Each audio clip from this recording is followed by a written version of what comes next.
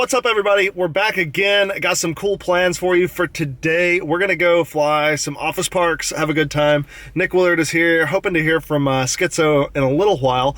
But let me tell you what we have immediately in store for you. As you might have noticed in the title, I am going to be conducting a test on battery conditioning. And this is just the first installment. Let me explain to you what I have in mind here and how this is going to work. So what has already happened is I got a new shipment of batteries from Venom. It's the ones I run all the time, the 1300 milliamp hour, 75C, 4S packs. Yeah, I think that's all the stats. But I got a shipment of those in, and what I've done is I went ahead and half of them I conditioned, meaning I charged them to full capacity, discharged them back to 14.8, and then charged them back to full capacity over and over and over. I did it a total of 6 times. 6 times to full capacity. They've reached full capacity 6 times before ever being flown. That's what I did for half of them. For the other half, I simply just charged them up to full, and they're ready to rip right now. So I've got 8 total packs, 4 of each. Right now, they're both labeled so that I know the difference. But what I'm going to do is I'm about to go and meet up with Nick Willard. We're going to get some coffee and do some repairs. I'm going to hand those over to him, and he is going to label them so that I don't know which is which anymore. We're going to have an A and B or 1 and 2 situation. I don't know. But so for the series of videos over the next month to 2 months or however long it takes before these batteries are kind of at the end of their life cycle, I'm just going to comment on what I think about each one, and you guys get to guess as well as I get to guess about which is which and which is performing well. And then we're going to have a big reveal where we recap some of the different thoughts that I've had over the past month or so, and reveal which is which and which ones fared better, if even either of them fare better. I've got the batteries that are conditioned and the batteries that are not here. The way that I'm telling the difference up until now is the ones with the red piece of tape, Nick, those have not been conditioned. Those are just charged up once. The ones with no tape on them, I fully conditioned them. I think I ran them through 6 cycles of charge and discharge, and then they are now full. So what Nick is going to do is he is going to label these batteries so that only he knows which is which. And in the coming month, I'm going to keep talking about my opinions on them. And at some point, he's going to not lose this note on his phone. Hopefully. So that I can come back to him and be like, wait, which one was which, Nick? And we'll do a roundup with all the different comments that I've made over the month and let you guys know what I thought and then what turns out to be the reality and if there is a difference. You know what? I think we should do 4 groups.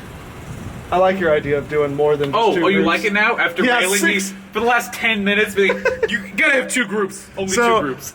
we were gonna just do 2 groups, but like we can do like A, B, C, and D. It's not just gonna be 2 groups so that you guys get to make up your mind, oh, A or B is definitely the one that is conditioned. It's gonna be kind of questionable, and I'll pick my favorite 2 groups, and then, but then if we have 4 groups though, then that's only gonna be 2 batteries per group.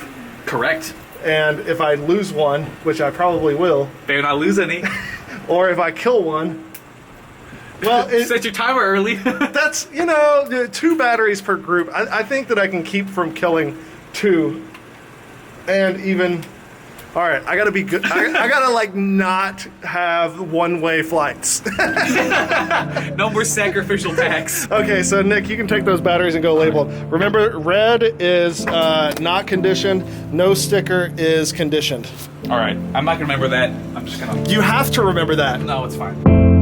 Are you feeling lonely? Dude! Okay, this took forever to find something flyable. It's like an hour till sunset or something stupid like that. Time for the first ever hover test of this KISS quad.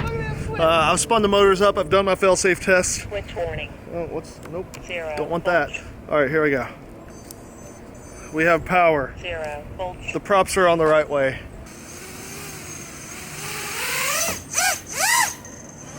You know what?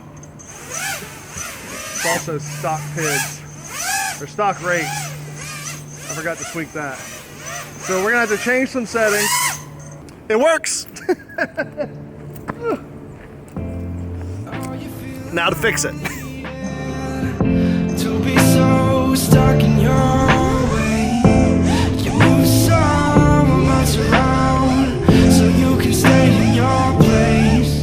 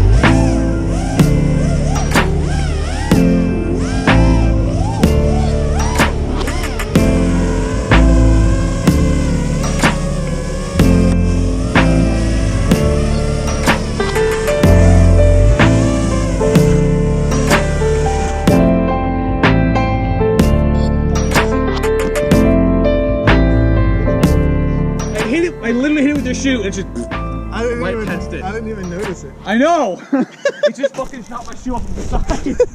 All right, so I went ahead and named it. I got the rates all set and locked into what I like, which is basically the way that Betaflight rates work now. I just threw my Betaflight numbers in there, and it feels roughly the same.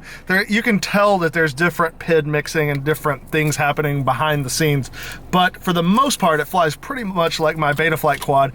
And I liked it a lot right now, but that being said, I also liked the race flight setup a whole lot when it was new, and then it kind of lost its luster. But right now, this quad is feeling very nice. For the most part, I just threw I threw Nick's suggested numbers at it. Hey! and they're perfect, aren't they? They're working well for me. No, they're awesome. I can't slam them. All right, you guys remember the whole battery situation thing? So Nick marked up my batteries. We have 4 groups. He basically went ahead and blacked out various things. As you can, wait, is that right? I can't, okay, there you go. So you see here, that's blacked out. That's the C rating on this battery. On this battery, he blacked out the goggles. So there's 4 different groups. Obviously, there's only either... I'm down. What happened? Scraggle tree. Whoopsies. Oh, okay. Okay, so obviously there's only 2 groups. There's the condition and the non-condition, but just to keep things confusing, we've got 4 groups of batteries. So, and in these groups, so what I'm getting to is I'm gonna name these. I'm gonna call them C if it's the C rating marked out, G if it's the G rating marked out, M for the milliamp hour marked out, and just in case those rub off, I've also got on the paper sticker on the ends the letters marked. So we got M, G, C, and what was the last one? Oh yeah, R for the race word marked out. So so far I've only flown 1 G and or goggle battery, which, God, that sounds, you see, I can't do that. It'll be too confusing. So I've flown 1 G, and now I'm gonna go and fly a C and see if I can tell any difference. I didn't really, I mean, honestly, it just felt like a new pack. I think they're all gonna feel like new packs. I think that if anything, the only difference is going to be maybe the longevity of the battery at most, but we'll see. For now, I'm just gonna go fly. Let's do it. Ding, ding, ding, we got a winner! Look at this weirdness. So all of those little half arch things, in between that is just air. So in theory, you can dive through it. If you look here, apparently we've got some weird lower level. So those arches are covering a bridge that you can fly over and under. What in the hell? This is just absurd. This is not supposed to exist. Oh, wait. Willie. Oh my God, how many floors? So we got building diving. Oh my God, you won't dive the building to go underneath this. I don't know where to set up. I am at a loss. There are too many things to fly. I don't know where to start. Well, while Willie fixes his quad, I'm gonna go ahead and rip and see what security is like, and maybe get the only flights that exist here before he can come and join me.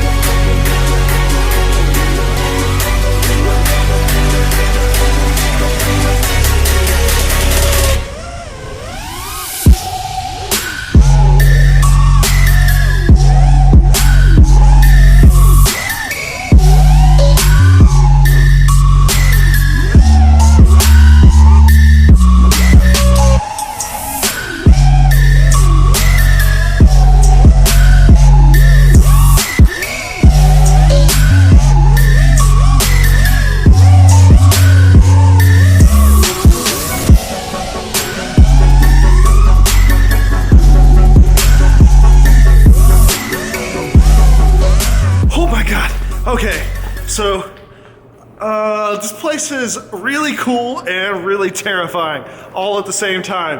Holy crap, is it cold. My fingers are in pain, physical pain. I'm coming back to the car. I'm gonna warm up. I'll go rip another pack in a minute, but I can't do that back to back to back to back. Also, diving between the rails on those arches, that ain't happening. It's sketch enough trying to find a spot to dive back into the lower level. Oh, did you bitch out of it? Dude, go fly. All right, I'm going straight into this. We're going over the bridge diving. I'm kind of scared that on the other side of that bridge, my video is just gonna cut out, and I'm just gonna have to go on faith that I'll get it back when I get line of sight on the quad. So here goes the dive of faith.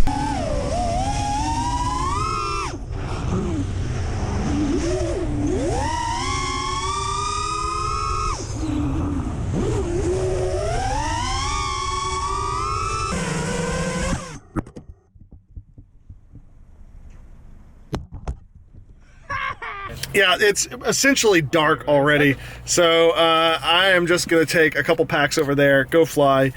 Then I'll say bye in a minute, don't worry.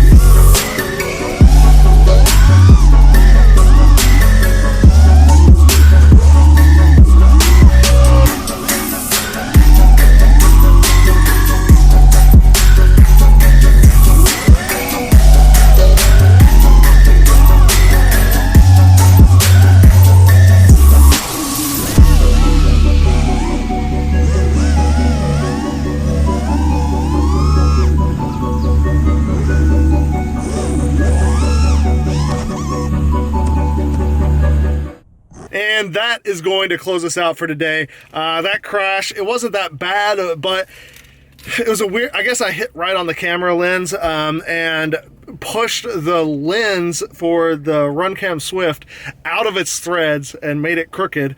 I was trying to unscrew it to see if I could reseat it, but it's not going to cooperate today. So I'm going to have to take it home and see what I can do. I might have to put a new case on it. I don't know what I'm going to have to do, honestly, but I'll get it working again. But it's done for today. So I hope you guys enjoyed. Hit that like button, subscribe. God, he's everywhere. Subscribe, come back, check out some more stuff. I got another videos heading your way shortly. So smash that like button. all right, guys. See you later. Bye.